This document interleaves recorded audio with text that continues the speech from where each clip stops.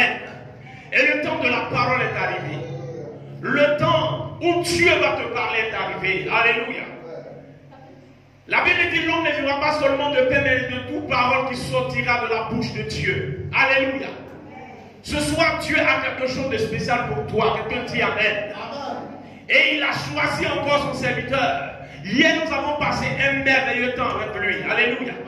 Aujourd'hui, nous allons encore passer un merveilleux moment. Quelqu'un dit encore Amen. Alléluia. Alléluia. Ce soir, Dieu t'a sélectionné pour être ici. Dis bien Amen. Et c'est pourquoi je vais commencer à annoncer cet homme de Dieu. Alléluia. Comme je le dis toujours, c'est mon Père spirituel. Ce n'est pas un Père spirituel pour moi, mais c'est mon Père spirituel. Alléluia. C'est quelqu'un qui est au service de Dieu. Alléluia. C'est quelqu'un qui se laisse conduire par Dieu. Alléluia. Parce que vous savez, j'aimerais dire à quelqu'un, il y a homme de Dieu, il y a homme de Dieu. Parce qu'il y a des hommes de Dieu, on les appelle hommes de Dieu, mais ce ne sont pas des hommes de Dieu. Alléluia. Il y a des vrais serviteurs de Dieu. Il y a encore des hommes de Dieu. Il y a encore des prophètes de l'Éternel. Et celui que je vais annoncer en fait partie. Je vais annoncer ici le prophète de l'Éternel. Tu vas acclamer le Seigneur, tu vas ce qu'il arrive.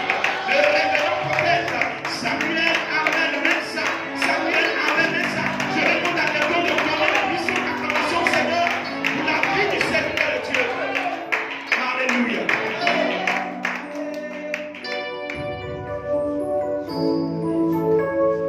Alléluia. Tu vas lever les deux mains vers le trône de Dieu. Merci Seigneur.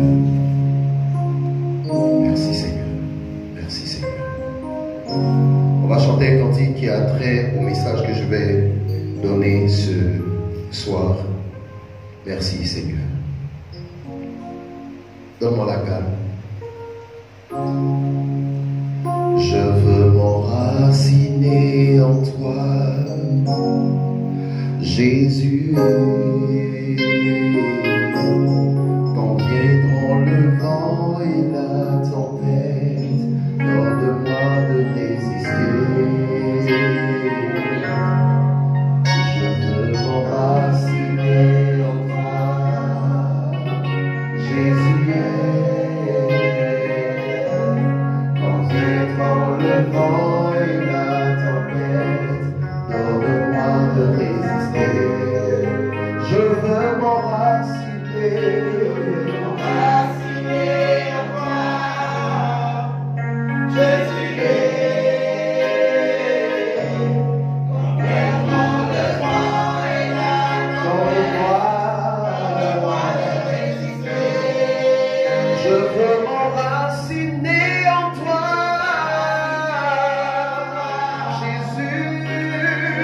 Jésus. Quand viendront le vent et la tempête,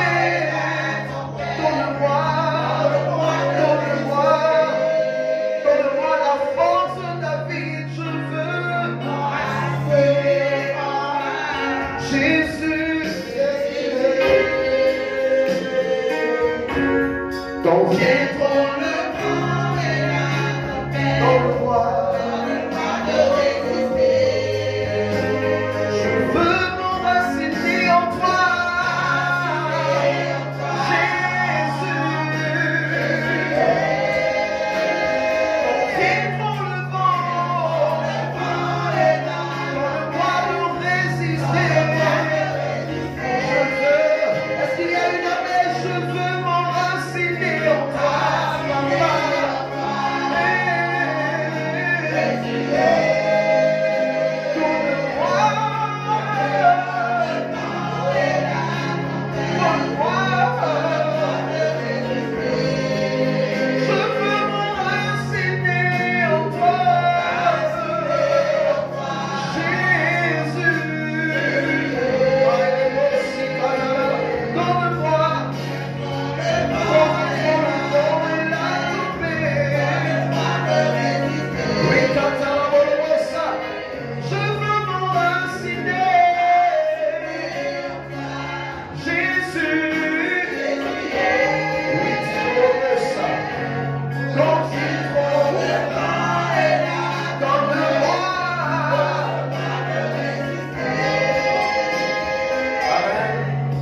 Je n'aimerais pas que tu chantes le chant pour le chanter.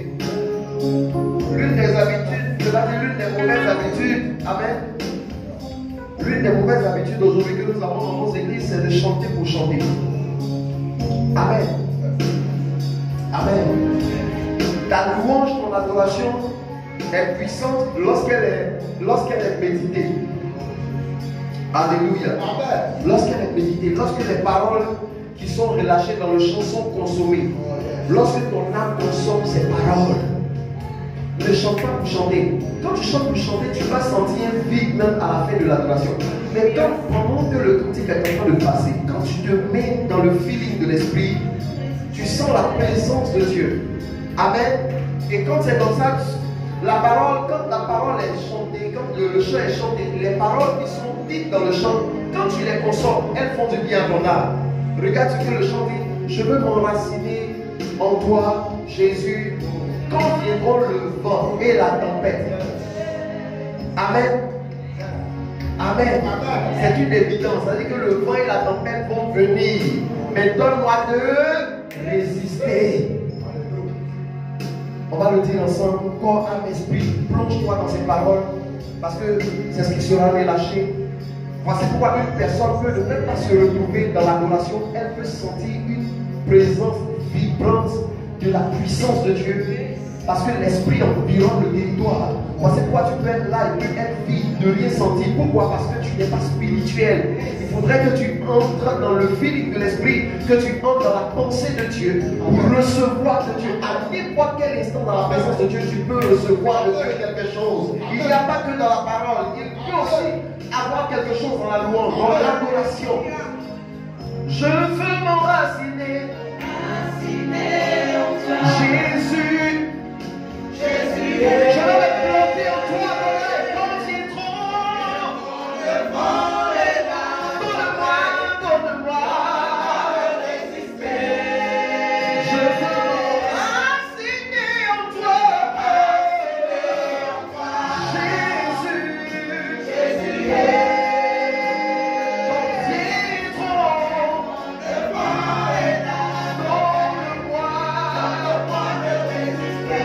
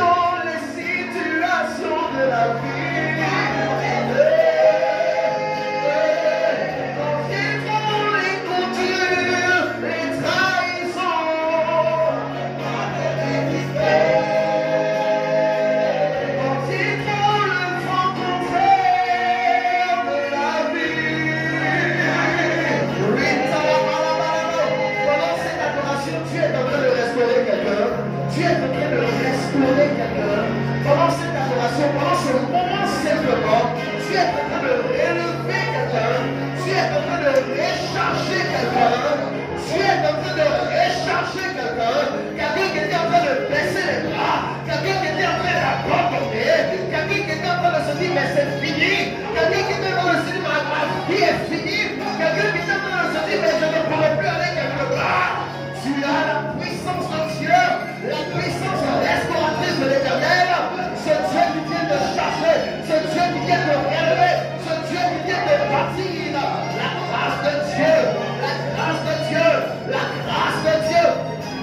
pour ta fidélité. Merci pour ton amour. Merci pour ta faveur. Donne-moi de résister.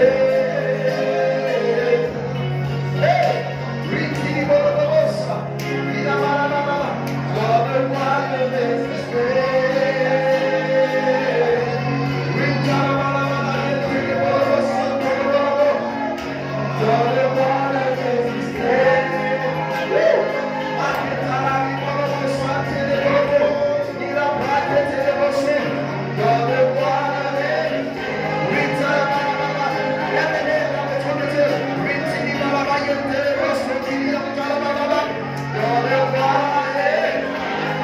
L'esprit est en train de te changer.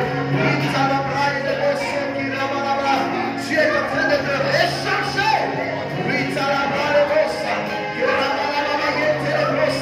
Tu es en train de relever une foi.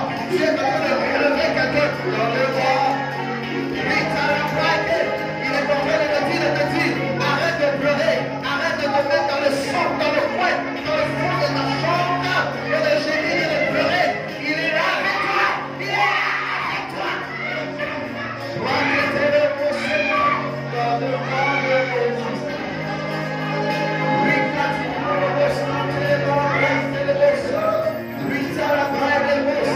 Donne-moi de résister.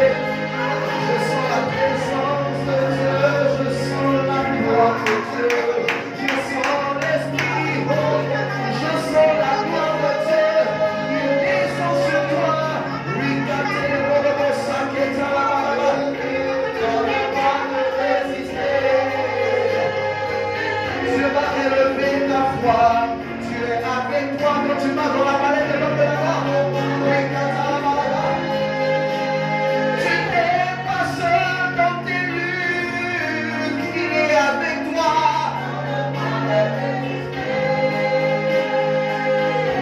Je veux dire à quelqu'un que tu n'es pas seul.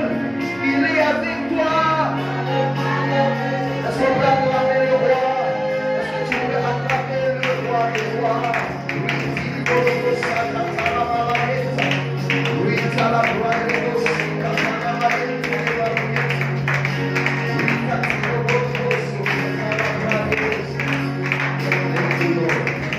Merci de ta présence.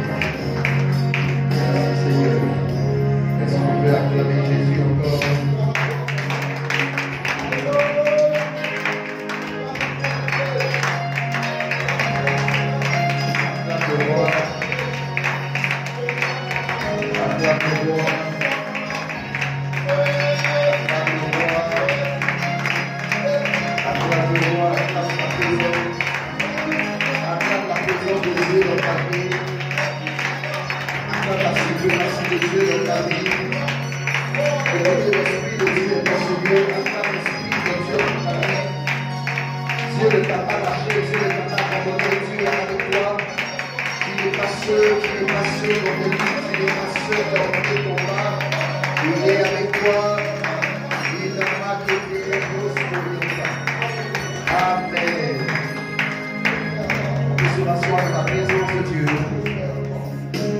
Béni au nom de Jésus. Là où on était en train d'aller, ce n'est pas bon. Hein? Bon, on a déjà passé pas mal de temps. Je crois qu'on est déjà trop. Il est 21h30. Donc je ne sais pas, j'ai combien de temps. Amen. Amen. Amen. La présence de Dieu est très forte dans ce lieu.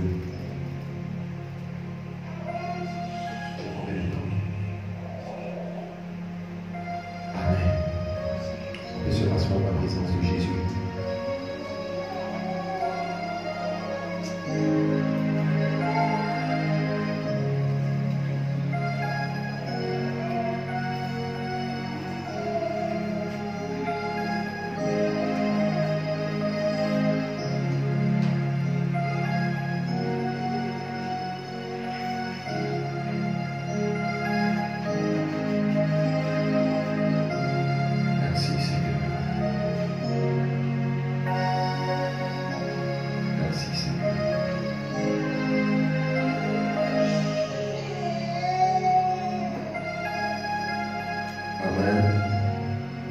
savez, moi je suis un adorateur, donc mon esprit est poussé actuellement à l'adorer. Mais je veux que tu joues juste. Je ne sais pas si tu connais le cantique. Quand ton nom est glorifié, non, mon cœur sera saisi. Ok, excusez. Acclame très fort le Seigneur, acclame très fort le Seigneur. Acclame le roi des rois. Touche ton voisin, dis-lui, tu es au bon endroit. Dis à ton voisin, tu es au bon endroit. Dis bien à ton voisin, tu es à la bonne place. Amen.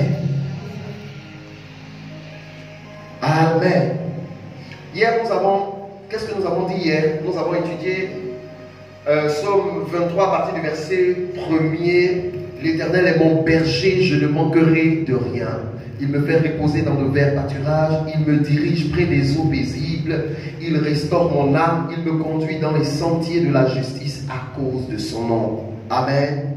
Et je vous ai dit ici que tout ce qui suit n'est vrai que lorsque nous faisons de l'Éternel notre berger, lorsqu'il est au centre de notre vie, lorsque Dieu est au centre de notre vie, de nos décisions, de nos affaires, de nos activités, lorsque Dieu est notre centre d'intérêt, pas nous-mêmes, pas nos affaires, pas nos activités, pas nos maris, nos femmes, nos épouses, parce qu'il y a des personnes qui vivent une vie chrétienne tandis que Dieu n'est pas premier dans leur vie. Quand c'est comme ça, il est très difficile pour toi de voir Dieu, n'est-ce pas, t'exaucer. Amen.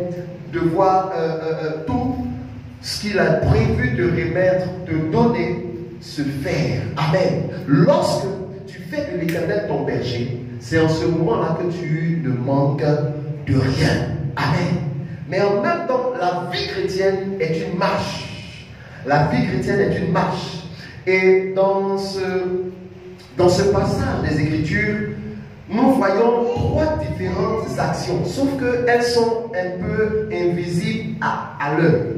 Parce que la Bible dit, l'Éternel est mon berger, je ne manquerai de rien. Au début, il te conduit, il te dirige dans tout ce qui est bon, hein, n'est-ce pas? Suivez bien. Au début, il te conduit dans tout ce qui est bon. L'Éternel, il me dirige près des eaux paisibles. Il restaure ton âme. Il te conduit dans les sentiers de la justice. C'est-à-dire que dans tout ce qui est bon. Amen. Amen.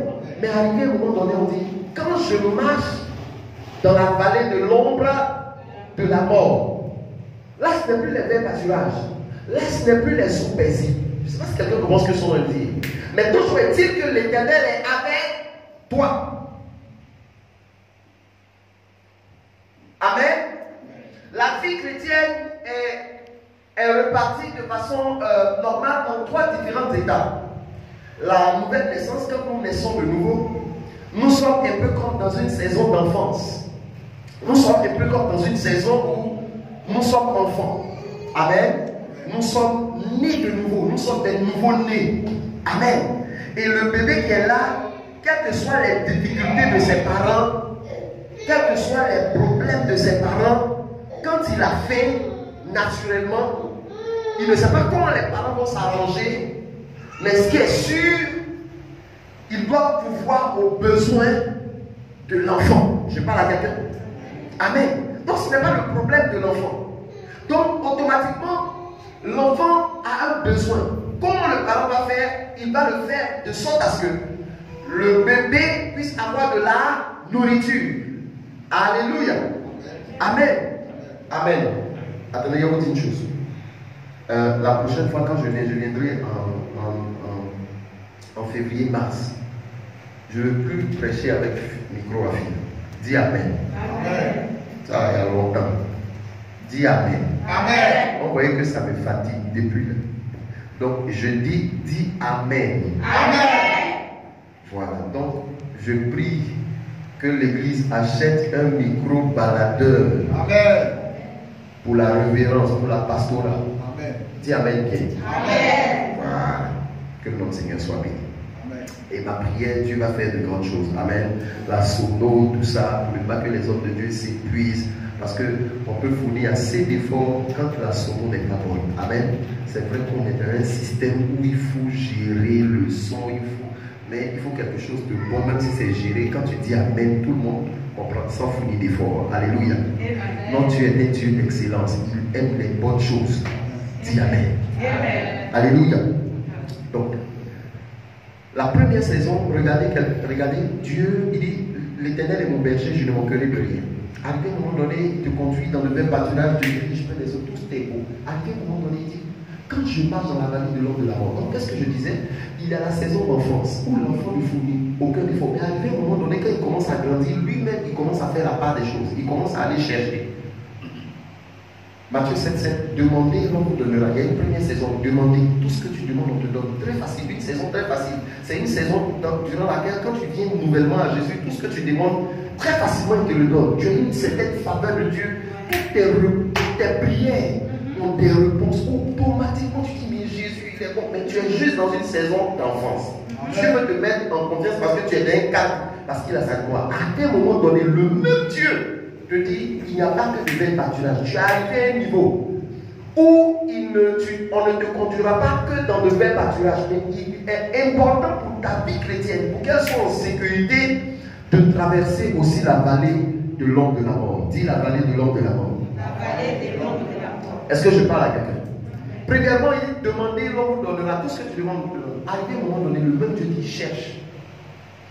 C'est une saison durant laquelle demander n'est plus valable, même s'il est ton Dieu. Arrivé au moment donné, toi-même, il te faut fournir des efforts. Cherche. C'est vrai que Dieu agit, c'est vrai que Dieu ouvre les portes, mais il te faut poser des actions. Il te faut aussi chercher. On ne cherche pas quelque chose qui est devant nous, on cherche quelque chose qu'on ne trouve pas. Dieu est Dieu. Dieu répond à nos prières. Il est là, il nous regarde, il est là, il nous observe. Mais il aimerait que nous puissions fournir des efforts. Le royaume des cieux ne doit pas être rempli de bons navires, mais le royaume des cieux doit être rempli d'hommes et de femmes compétentes dans le nom puissant de Jésus, d'hommes et de femmes formés pour l'excellence et pour la gloire de Dieu. Je vais déclarer dans le nom de Jésus de Nazareth que la grâce et la faveur de Dieu soient ta portion, de sorte à ce que tu sois un commandant, un militaire, un homme fait, une femme faite, de sorte à ce qu'aucun vent ne puisse te faire tomber, aucune situation, aucune circonstance ne puisse te faire faillir dans ta foi et dans ta vie chrétienne, parce que Dieu t'appelle à la victoire, à la gloire de Dieu. Dieu te forme. Alléluia. C'est très important. Écoutez-moi très bien. Écoutez-moi très bien.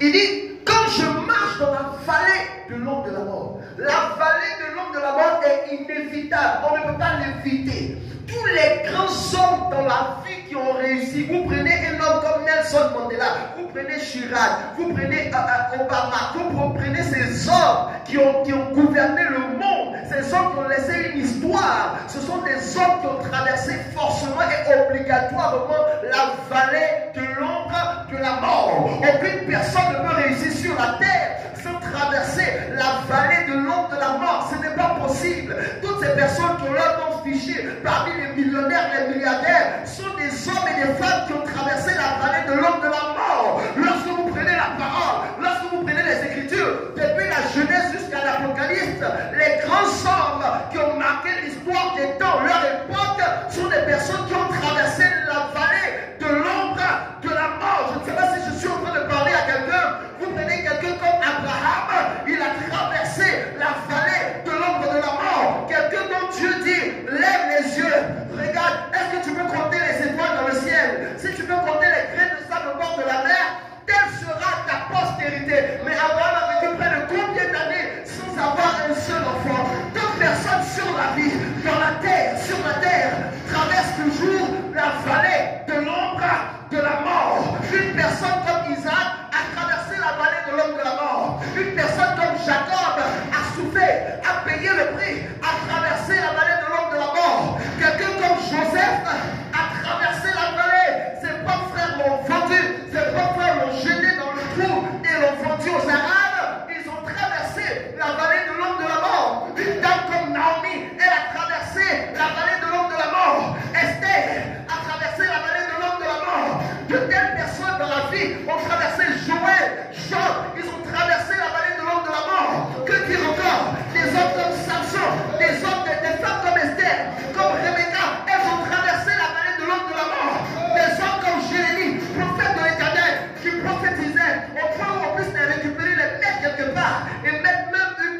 feu. Ils ont traversé la vallée de l'ombre de la mort. Alléluia. Bon, diminuez. Amen.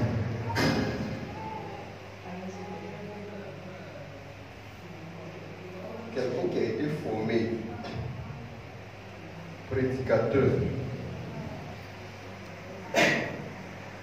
depuis qu'il avait l'âge de 12 ans et un fils du prophète Kakou Sévérin. Quand on prend le micro, on ne sait pas aller doucement. Alléluia. Amen. Je me rappelle un jour où on a invité un homme de Dieu, un Français, le révérend Élie Pavlovski, à une veillée, à un programme dans un quartier de Yopougon. Et quand il est arrivé, il a vu que toutes les chaises étaient vides. Et il a dit à mon ami qu'il avait invité qu'il ne se sent pas bien, il est malade parce qu'il n'y a personne. Donc là, son onction s'est arrêtée. Et il a dit que vraiment, il ne se croit plus bien. Donc du coup, il a pris sa voiture et il est parti. Et mon ami vient me dire, mais en fait, je ne comprends pas. Le révérend que j'ai invité est en train de partir et il dit qu'il ne se sent pas bien. Assurément, c'est dû au fait qu'il n'y a personne. Toutes les chaises sont vides. Il n'y a même pas un seul, même un enfant. Je dis, il n'y a pas de problème. C'est pas grave qu'il parte. Ça, c'est un témoignage que ma femme donne tous les jours. Et là, quand il me disait ça, je lui ai dit, c'est pas grave. On va faire. Je n'étais pas programmé, j'étais venu juste le saluer. Et j'ai pris le micro. J'ai commencé à prêcher. Ma voix a commencé à rentrer dans les maisons, toucher les problèmes des gens. Les gens qui regardaient la télévision, le journal télévisé, les films de 19h. Chacun a commencé à sortir de sa maison. L'autre demande à son voisin, mais où tu vas? Lui, tu n'entends pas la parole, ça me concerne. L'autre, toutes les chaises ont été remplies en moins de 15 minutes. Les gens même s'arrêtaient de part et d'autre. Et là, ils ont commencé à maintenant prendre des bancs, des chaises dans les maisons pour venir s'asseoir. L'onction a traversé la foule, des choses extraordinaires se sont passées. Et après ça, mon ami est venu me dire que ce n'était pas l'homme de Dieu qui était orateur, prévu par Dieu à ce programme, mais c'était plutôt toi, à qui je n'ai pas pensé. Et des âmes ont été gagnées, une église est née, et Dieu a glorifié son nom. Donc quand on tient le micro aujourd'hui, cela est en nous, on ne sait pas parler timidement. Non, la parole est comme de l'électricité dans mon corps, parce que je ne communique pas ce que je ne vis pas. Donc du fait que je vis quelque chose, si je la communique, la donnée est une énergie pas possible. Ce qui fait que je peux être en train de prêcher, puis l'onction peut, comme une électricité, traverser l'esprit de quelqu'un. Pourquoi? Parce qu'il est relâché dans toute sa dimension. Et pourquoi? Parce que celui qui la libère vit la parole.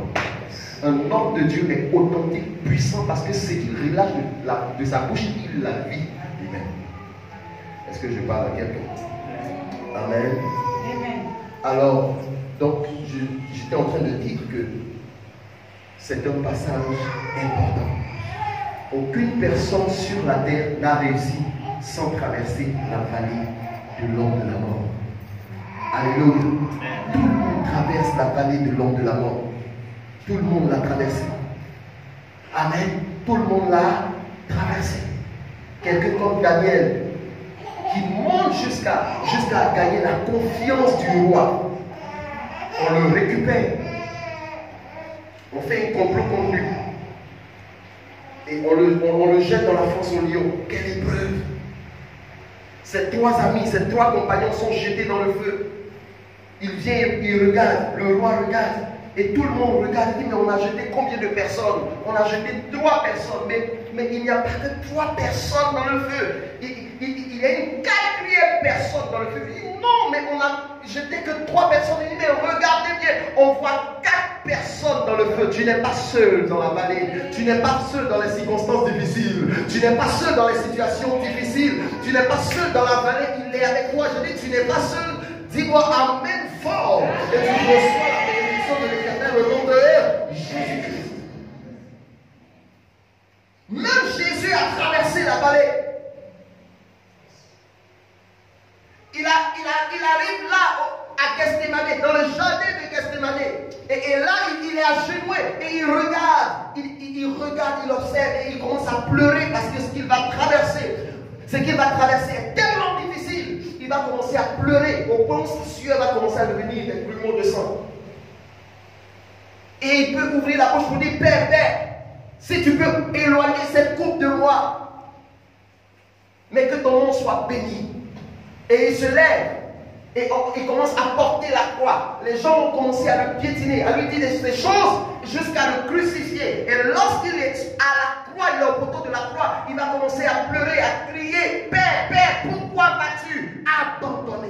Aucune personne sur la terre ne peut réussir si tu ne traverses pas la vallée de l'ombre de la mort. Arrivé à un moment donné, tu auras l'impression que le ciel t'a lâché. Arrivé à un moment donné, tu auras l'impression que le ciel t'a abandonné. Arrivé à un moment donné, tu auras l'impression que le ciel t'a quitté. Arrivé à un moment donné, tu auras l'impression que tes prières ne montent plus. Non, il est présent, il est avec toi. Il est important que tu traverses la vallée pour que tu sois assis aux côtés de Jésus-Christ. Il est important que tu traverses la vallée de sorte à ce que tu sois assis à la droite du Père. Je veux dire amen dans la vie de quelqu'un parce que tu ne connaîtras pas que l'abandon, mais tu connaîtras la félicité de l'Éternel. Je dis tu ne connaîtras pas que la vallée, mais tu connaîtras aussi également la félicité de Il dit quand je marche dans la vallée de l'ombre de la mort, je ne crains aucun mal, car tu es avec moi. La mentalité de la brebis, c'est que elle n'est pas dans un endroit parce qu'elle le veut. Elle est dans un endroit parce que assurément le berger l'y a conduit. Je ne sais pas si quelqu'un comprend ce que son été. Quand tu fais les choses de toi-même, quand tu es dans une certaine circonstance compliquée, difficile, tu as peur. Pourquoi? Parce que tu as fait les choses selon tes propres forces. Tu as fait les choses selon tes propres mentalités. Mais toutefois que tu as fait les choses selon Dieu et que tu te retrouves dans une circonstance, dans une situation et que tu fléchis genoux, tu as l'impression que le ciel te répondra. Tu as l'impression que Dieu est avec toi. Il y a des épreuves, lorsque tu les traverses, tu sais si Dieu t'assiste ou pas. Quand tu as une fille qui n'est pas correcte, qui ne glorifie pas Dieu, lorsque tu es en train de traverser une situation difficile, tu ne sens même pas la présence de Dieu. Tu es inquiet. Mais lorsque tu es connecté à Dieu, tu as une vie pure, tu as une vie qui crée l'Éternel. Lorsque tu traverses la vallée, tu as une certaine assurance. Tu n'es pas effrayé. Pourquoi? Parce que tu sens qu'il est avec toi. Combien de personnes, combien de chrétiens marchent sans assurance? Combien? On est dans l'avion à près de 3000 ou 4000 nœuds. Arrivé à un moment donné, tu traverses une zone de turbulence. L'avion te secoue. Tout le monde est en train de crier Jésus. Toi, tu es serré parce que même si c'est ton heure, tu partiras. Tu es serré. Il y a des personnes, quand elles traversent des circonstances, elles commencent à crier, pleurer. Pourquoi? Elles ne sont pas serrées. La brebis, quand elle est avec son maître, son berger, elle est serrée. J'ai pris cette image. Lorsque, je ne sais pas si ça se fait ici, lorsque le berger traverse les grandes routes avec les brebis, ce sont des endroits dangereux parce que les véhicules viennent très rapidement. En tout cas, ça se fait pour pas bien. Tu vois, les véhicules sont obligés de s'arrêter parce que le berger est en train de passer avec les brebis, puis avec les bœufs. Amen. Où elles sont là, elles ne savent pas que là où elles sont en train de passer, c'est un endroit dangereux. Mais elles passent là parce que le berger est devant. Donc elles sont dans l'assurance. Je ne sais pas si quelqu'un commence à Je ne sais pas si quelqu'un commence à se monter. Donc quel que soit le lieu où tu arrives, quelles que soient les circonstances difficiles, tu Tu dois être dans la tranquillité parce que tu n'es pas là parce que tu as voulu, tu es là parce que ton berger t'a conduit. Et lorsque ton berger t'a introduit dans cet endroit, il a pris toutes les mesures pour que tu puisses passer là. De sorte à ce qu'aucun vent, aucune situation, aucune circonstance de la vie ne puisse te percuter. Dans le nom de Jésus de Nazareth, marche dans l'assurance parce que ton Dieu est avec toi. Tu me dis Amen. Je dis marche dans l'assurance parce que ton Dieu est avec toi. Alléluia. Et moi j'aime cet équilibre en David. David qui dit, ta houlette et ton bâton me rassurent. On peut le dire ensemble, ta houlette et ton bâton me rassurent. Alléluia. La houlette et le bâton sont des bois, mais qui jouent différents rôles. La houlette, pour ceux qui ont fait souvent le chant, comme nous autres, nous avons fait un peu le chant. Amen. Vous savez, il y a un bois comme ça, crochu, il est comme ça, et puis on le taille de sorte à ce qu'il soit comme un vélo. Hein? Quand on veut tailler les ailes, voilà. Donc le berger, c'est ça la houlette, c'est-à-dire que c'est ce qu'il prend pour aider les brebis quand elles sont tombées quelque part. Donc il peut facilement les tirer ou bien les enlever de quelque part dans un endroit où il ne peut pas mettre sa main. Et il y a le bâton. Le bâton, lui, il n'est pas enlevé, mais lui, il est droit. Alléluia. Il dit, David dit, ta houlette et ton bâton me rassurent. Deux éléments importants dans la main du berger. Mais pourquoi est-ce que le berger utilise et la houlette et le bâton? Je vais commencer d'abord par le bâton. Amen. Amen. Alléluia. Le bâton est très important pour le berger parce que le bâton sert à repousser tout autre animal qui cherche à s'attaquer à la brebis. Amen. Le bâton vient pour chasser, pour frapper l'ennemi de la brebis. Je ne sais pas si quelqu'un comprend ce que je viens de dire. Alléluia. Jésus-Christ sait que tu ne peux pas vaincre Satan. Jésus-Christ sait que toi-même, sans lui, tu ne peux pas vaincre Satan. Je ne sais pas si quelqu'un commence à entrer en contact avec le message. Donc il descend. Vous savez, Jésus-Christ de Nazareth n'avait pas besoin de la croix. Pourquoi? Parce qu'il avait déjà vaincu Satan. La Bible dit qu'il a été précipité. Donc avant même la fondation du monde, le roi des rois avait déjà vaincu Satan. Mais pourquoi est-ce qu'il décide de descendre? Il décide de descendre à cause de toi et moi pour venir racheter l'humanité, l'humain que tu es, toi et moi nous sommes. Quand quelqu'un commence que le son de le dire, Jésus-Christ lui-même n'avait pas besoin de la croix. Il descend. Pourquoi? Parce qu'il connaît les œuvres du malin. Il connaît les œuvres des ténèbres qui vont s'acharner contre la brebis que tu es. Voici pourquoi il descend pour venir mourir à la croix pour toi. Pourquoi? Parce que la croix est un bâton. La croix est un bâton. Rien que pour chasser les œuvres de l'ennemi. La Bible dit, il a été dépouillé au poteau de la croix. Il a dépouillé les autorités et les dominations. Je ne sais pas si quelqu'un est en train de comprendre ce que je suis en train de dire. Le diable a été détruit. Le diable a été dépouillé. Je ne sais pas si tu peux dire amen à cette parole.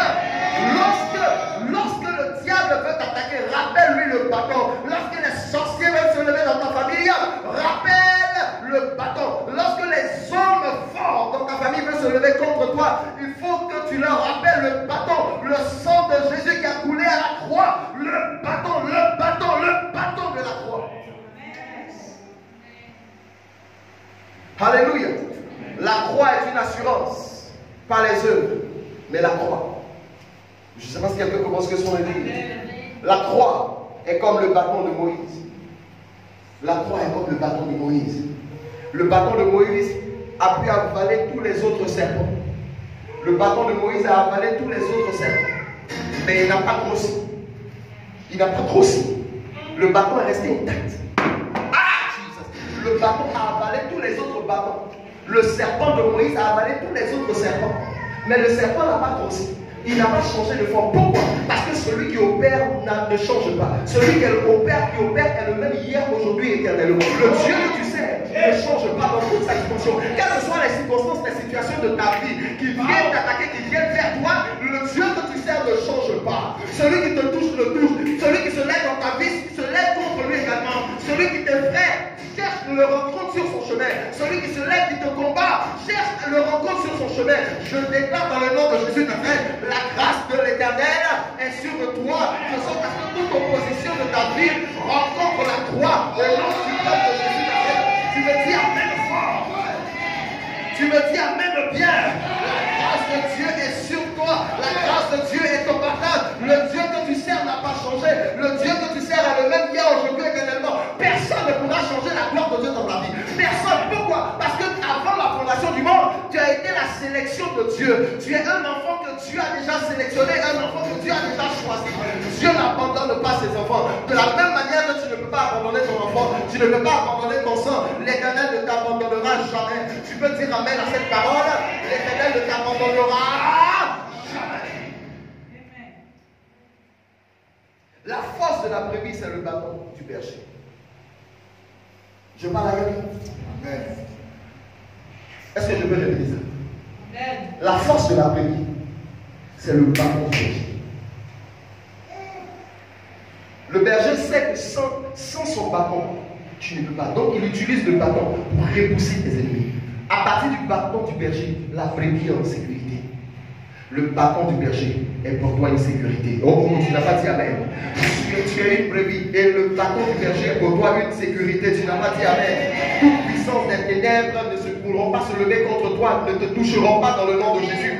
Pourquoi? Parce que le bâton de l'Éternel est ta portion au nom suprême de Jésus de Nazareth.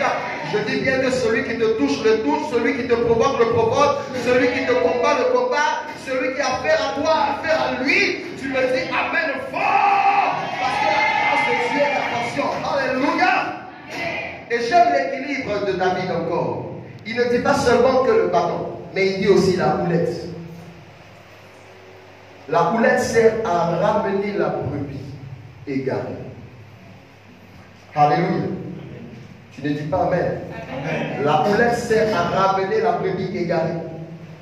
Je n'aime pas seulement Dieu quand il me protège, mais je l'aime aussi quand il me corrige. Amen. Je n'aime pas Dieu seulement quand il me protège, je l'aime aussi quand il me brise. Je n'aime pas Dieu seulement quand il crée le miracle dans ma vie, mais je l'aime aussi lorsqu'il me brise. Je n'aime pas Dieu seulement lorsqu'il me châtie. Je l'aime aussi lorsqu'il m'élève. Je n'aime pas Dieu seulement que lorsqu'il me bénit, mais je l'aime aussi lorsqu'il me punit. Je n'aime pas Dieu seulement que lorsqu'il... Est-ce que quelqu'un peut dire amen à cette parole?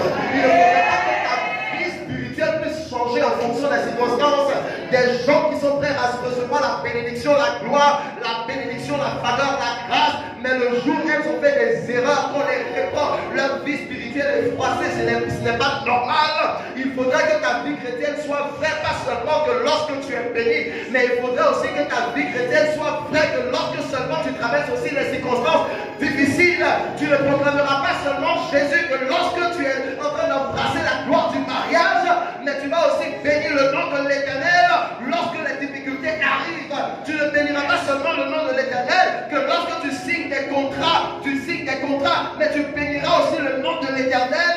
Lorsque tu es dans la disette, lorsque tu es dans des circonstances difficiles, bénis le nom de l'Éternel. Je ne sais pas si quelqu'un comprend ce que je suis en train de dire. Dieu avait béni Job, arrivé à un moment donné, tout lui a été enlevé. Et Job a pu dire, c'est l'Éternel qui a donné, c'est l'Éternel qui a repris, que son nom soit béni. Je traverse la vallée de l'ombre de la mort. Je ne demeure pas dans la vallée, je traverse la vallée. Je n'habiterai pas dans la vallée, je la traverserai. Les jours de Job, la vie de Job a été 3 fois meilleure que celle du passé. Je vais te déclarer que tu retrouveras tout ce que tu as perdu. Tu retrouveras tout ce que tu as perdu.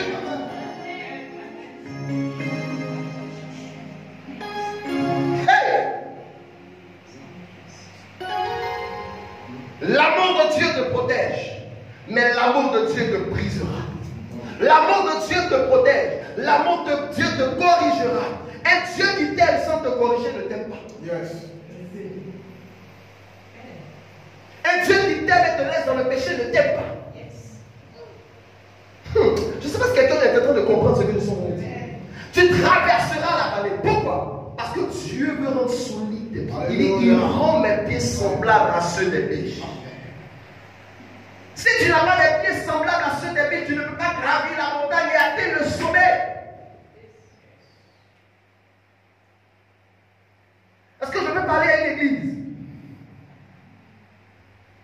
ne peux pas atteindre le sommet. Si tu n'as pas les pieds de biche, Dieu doit fermer tes pas. Amen.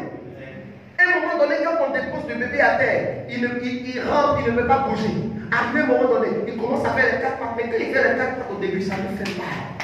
Ça lui laisse des traces. À un moment donné, ne pouvons pas supporter, il passe à une autre étape. Il se lève, il se tient debout. À un moment donné, il fait un pas, 2 pas, il tombe. Un pas, 2 pas, il tombe. Ce sont les niveaux de la vie. Tu ne peux pas éviter ces niveaux. Avec Dieu, ce n'est pas de la magie. Celui qui t'a dit quand tu es devenu chrétien et tout ira mieux, il t'a menti. Arrivé à un moment donné, tu traverses des circonstances difficiles. Au début, tu rentres. Arrivé à un moment donné, tu fais les 4 pas. Dieu fait, Dieu agit. Arrivé à un moment donné, tu te tiens debout. Arrivé à un moment donné, tu commences à faire un pas, 2 pas, tu tombes. Un pas, 2 pas, tu tombes. Voici pourquoi elle avait dit l'Éternel, le malheur atteint souvent le juste, mais l'Éternel en délivre toujours. 7 fois tu tombes, 7 fois tu te relèves. Arrivé à un moment donné, la grâce de Dieu est avec toi. Et pour toujours, tu deviens mature. Parce qu'à un moment donné, tu es dans la saison de la naissance. Tu es dans la saison de l'enfance. Arrivé à un moment donné, tu es dans la saison, n'est-ce pas, de la jeunesse, de l'adolescence. Et après, tu tombes dans la saison adulte. Là où tu es un homme fait, là où tu es un homme bâti, là où tu es un homme solide.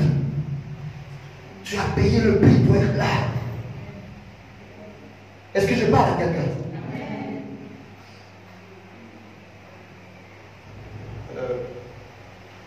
Il n'y a pas le fait que je parle fort.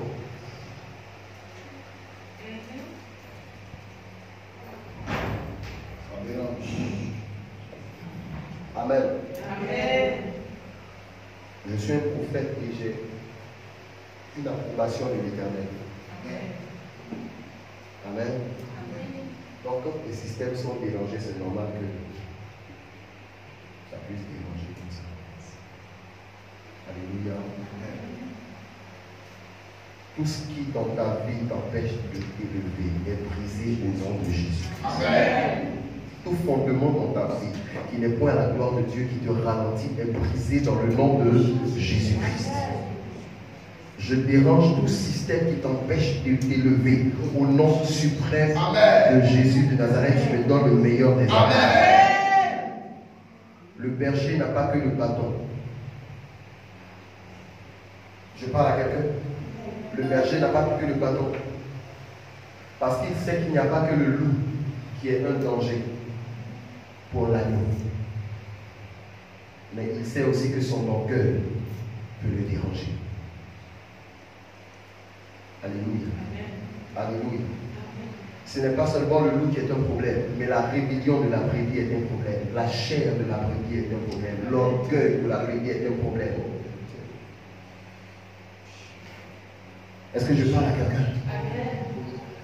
Dieu nous concernant n'utilise pas que le bâton, mais utilise aussi la houlette. Il y a des chrétiens de bâton, c'est-à-dire qu'ils aiment seulement que lorsque Dieu les protège, lorsque Dieu les bénit. Mais lorsque la houlette de Dieu se lève, il se rebelle. Ta foi chrétienne n'est pas vraie. Amen. Lorsqu'un enfant, tu l'élèves, lorsque ton propre enfant, ce n'est pas tous les jours qu'il fait de bonnes choses. Lorsqu'il commence à faire de mauvaises choses, il est important que tu le recadres. Sinon, le jour où tu n'es pas là, il risque de faire plus pire et le détruire. Est-ce que je parle à quelqu'un? Est-ce que je suis en train de parler à quelqu'un? Donc, ne sois pas un chrétien de bâton. Aime Dieu aussi lorsqu'il utilise la houlette. Alléluia. Alléluia. Bon, je crois que comme on dérange assez, on va s'arrêter. On va toujours mettre la main. Alléluia. Donc, je peux poursuivre. Amen. Touche on me dit la houlette et le bâton. Dis encore la houlette et le bâton. Dieu utilisera la houlette. Dieu utilisera le bâton. Dieu utilisera la houlette et il utilisera également le bâton. Lorsque tu vis une foi chrétienne, une vie chrétienne, la grâce de Dieu étant sur toi, tu traverses toujours la vallée de l'ombre de la mort. Et le berger sait que tu n'as pas une assurance s'il n'a pas dans ses mains la houlette s'il n'a pas dans ses mains le bâton. Tu as besoin de marcher avec assurance. Tu as besoin de marcher dans les pas de ton maître. La vallée de l'ombre de la mort, on la traverse tous. Et voici pourquoi on dit, on la traverse. On ne demeure pas dans la vallée, mais on la traverse. Tu n'es pas né pour habiter dans les difficultés, tu traverseras les difficultés. Tu n'es pas né pour habiter dans les circonstances difficiles, tu vas les traverser. Ce sont des choses seulement pour un temps. Je dis, tu vas les traverser prophétiquement, je le déclare. Tu vas les traverser au nom puissant de Jésus de Nazareth, tu les traverseras. Jésus-Christ est mort pour toi et il a utilisé quoi? Le bâton, le bâton, le bâton. La croix est pour les œuvres des ténèbres, le bâton, mais est pour toi, enfant de Dieu, une houlette. Je peux dire encore, la croix est pour les démons, est pour les principautés, un bâton, mais la croix est pour toi, enfant de Dieu, la houlette. Pourquoi? Parce qu'elle te protège. Pourquoi? Parce qu'elle te garde. Pourquoi? Parce qu'elle évite aussi autour de toi les puissances des ténèbres dans le nom puissant de Jésus de Nazareth. Ce n'est pas en vain que Jésus-Christ meurt au poteau de la croix, c'est pour ta protection, c'est pour ton assurance. Tu as une assurance, tu as une protection et la gloire de Dieu est ta portion au nom puissant de Jésus de Nazareth. Tu ne connaîtras pas l'abandon. Dieu ne t'abandonne pas. Ça ressemble à l'abandon, mais il ne t'a pas abandonné. Je dis, ça ressemble à l'abandon, mais il ne t'a pas abandonné. Arrivé au moment donné de la vie de Samson, il a connu aussi cette circonstance. Il a connu aussi cette difficulté. Et il croyait que le ciel l'avait abandonné. Mais une chose que ses ennemis ont oublié, les cheveux ne poussent pas autre part que sur la tête. Et les cheveux de Samson ont commencé à pousser. Et voici que quelque chose va se passer. Il trouve un petit enfant et il lui dit, emmène-moi au milieu du temple. Je vais retrouver seulement, même au milieu des deux colonnes principales. Et voici que Samson se trouve là au milieu des deux colonnes. Voici pourquoi une chose, l'Éternel est ton berger. Il te conduit, il te dirige. Tu es passé près de l'ombre de la mort, mais tu ne resteras pas dans la vallée de l'ombre de la mort. Parce que quelque chose se produit à la suite. Il n'y a pas que le verset 4, il y a aussi le verset 5. Or, le verset 5 me dit, tu dresses devant moi une table en face de mes adversaires et tu pointes d'huile ma tête et ma coupe déborde. Je peux répéter ça? Je ne sais pas si quelqu'un peut dire amen. Alléluia. Qu'est-ce qu'il dit au verset 5? On va le dire ensemble. Qu'est-ce qu'il dit au verset 5? Tu dresses devant moi. Tu dresses devant moi. En face de mes adversaires. En face de mes adversaires. Tu pointes d'huile ma tête et ma coupe déborde. Si je veux prononcer ça ce soir, on va pas finir. Je n'aime pas prononcer quelque chose que je ne veux pas faire. Amen. Amen. Je devais faire ça aujourd'hui. Mais on va terminer ça demain. Répète après moi. Tu dresses devant moi. Tu dresses devant moi Une table. En face de mes adversaires. Tu pointes d'huile ma tête. Et ma coupe déborde. Amen. Amen. Touche au relatif demain. Dis bien demain. Dis encore demain. Ne rate pas. Ne viens pas seul. Non, dis bien, ne viens pas seul. Parce que c'est la partie la plus dangereuse du film qui arrive. Amen. La partie la plus grande du film. On a déjà étudié. L'Éternel est mon berger. Je ne manquerai de rien. Amen. Il me fait reposer dans de verts pâturages. Il me dirige près des eaux verséies. Il reste en mon âme. Déjà même une chose, est que lorsqu'il te conduit dans le vert pâturage, c'est pour faire quoi? C'est pour... Vous savez, on n'a pas eu le temps de trop parler parce qu'il y avait trop de choses. Quand il te conduit dans le vert pâturage, c'est pour faire quoi? Manger. La Bible dit que l'homme ne se nourrira pas seulement de pain, mais de toute parole qui sortira de la bouche de l'Éternel. Or, la Bible dit, il te conduit dans le vert pâturage. Mais lorsqu'il te conduit dans le vert pâturage, c'est pour manger. Or, on ne peut pas manger assis. On ne peut pas manger avant debout. On mange assis. Lorsque tu es arrivé à un endroit, tu as besoin de te stabiliser parce que tu ne peux pas manger la nourriture si tu ne prends pas la peine de t'asseoir.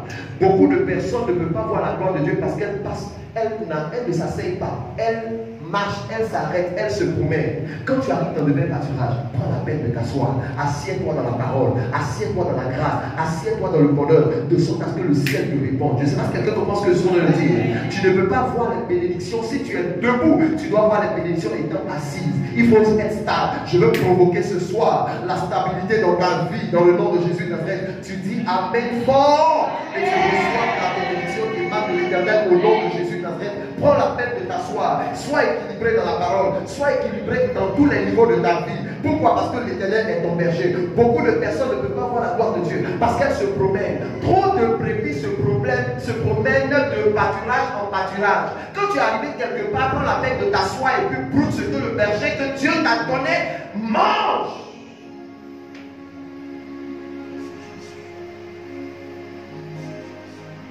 Il y a trop de brebis qui n'arrivent pas à voir la gloire de Dieu. Pourquoi? Parce qu'elles passent tout leur temps à se promener. Et elles ne peuvent pas suivre un berger. Sois fidèle. Toi seul tu écoutes un enseignement de tel pasteur ici. Toi seul tu vas écouter un enseignement de tel pasteur là.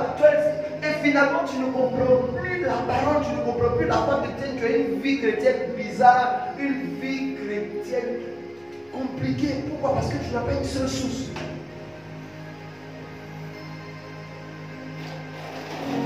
La parole est une épée à tout tranchant. Voici pourquoi aujourd'hui des personnes qui n'ont pas le Saint-Esprit peuvent l'enseigner à leur guise. Si tu n'as pas une foi ferme, tu n'es pas assis quelque part, il y a un danger dehors. Il y a des loups dehors. Il y a des ravisseurs dehors. Il y a des mercenaires dehors. Ce n'est pas tous ceux qui sont en col blanc qui sont forcément de vrais serviteurs de Dieu. Il y a des corbeaux parmi. Il y a des vampires parmi. Fais très attention. Quand tu es arrivé quelque part, que la parole te fait du bien, assieds-toi. Amen.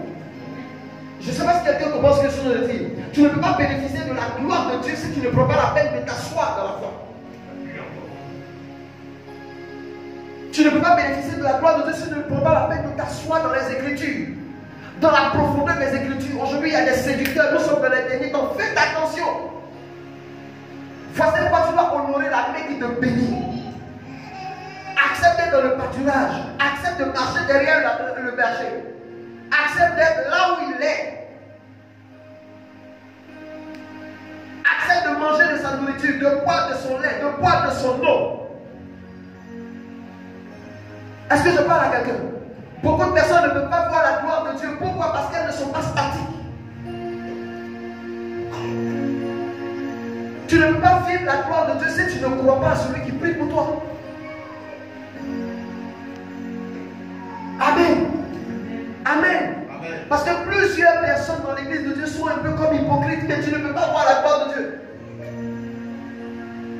Tu ne peux pas voir la gloire de Dieu. Tu as toujours un esprit de division, un esprit de séparation. Tu n'es jamais dans un esprit d'unité, mais tu détruis. Celui qui n'unit pas détruit.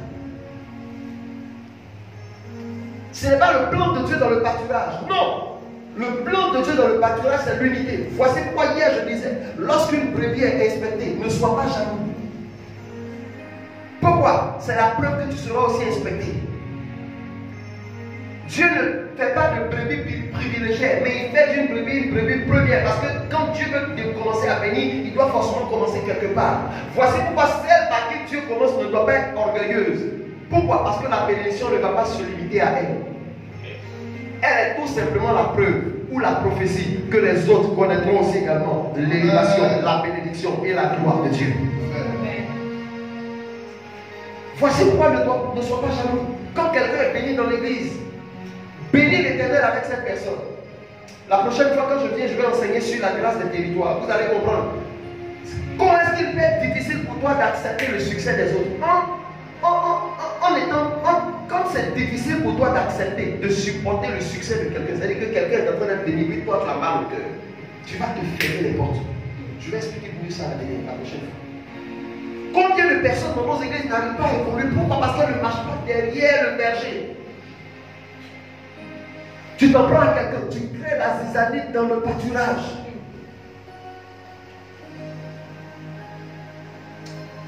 Alléluia. Alléluia. Amen. Vous savez, il y a trop de choses à dire. Voici pourquoi même 3 jours même ne suffisent pas. Mais en même temps, tout le monde ne peut pas être là parce qu'on connaît un peu les réalités du Maroc. Sinon, c'est un séminaire qui devait commencer depuis mardi, mercredi, jeudi, vendredi, chaque soir. Et quand tu sors de là, tu sens que tu as appris quelque chose. Il y a un debout en toi, ta manière de voir change. Yes. Et tu opères à ciel ouvert. La gloire de Dieu est cachée. Alléluia. Voici pourquoi ma Bible dit, par manque de connaissance, mon peuple, qui parle? Qui est en train de parler? Il dit, mon peuple périt parce qu'il lui manque la... Qui parle? C'est l'Éternel. Mais quand il dit mon peuple parle, il ne parle pas des païens. Quand il dit mon peuple parle, il ne parle pas des païens. Il dit sur les chrétiens même. Amen. C'est les chrétiens, mon peuple périt. Il dit les chrétiens, c'est-à-dire les enfants de Dieu périssent. Mon peuple, Dieu dit mon peuple, il a mal, mon peuple périt. Parce qu'il a la connaissance. Et quand on dit périr, c'est à tous les niveaux. Mon peuple souffre, mon peuple a des problèmes, mon peuple est malade, mon peuple a des difficultés. Moi, Dieu, je dois faire. Mais pourquoi? Pourquoi il dit je? Il dit mon peuple périt parce qu'il leur manque la connaissance. Il ne peut pas faire pourquoi? Pourquoi est-ce que Dieu ne peut pas faire? Parce que Dieu, pour opérer dans la vie de quelqu'un, a besoin que tu saches, que tu maîtrises son système, son mode opératoire. Sinon, cela peut limiter Dieu dans ta vie. Il dit mon peuple périt. Mais pourquoi est-ce qu'il laisse son peuple périr? Il dit mon peuple périt parce qu'il leur manque la connaissance. La connaissance de quoi? De lui, Dieu. Il y a trop de choses dans la Bible qui font que, quand on ne sait pas, on se dit Dieu est Dieu, Dieu fait, et puis on connaît des blocages, on connaît ceci, on connaît cela. Mais regardez cet exemple par exemple, tu ne peux pas savoir que tu peux te fermer le ciel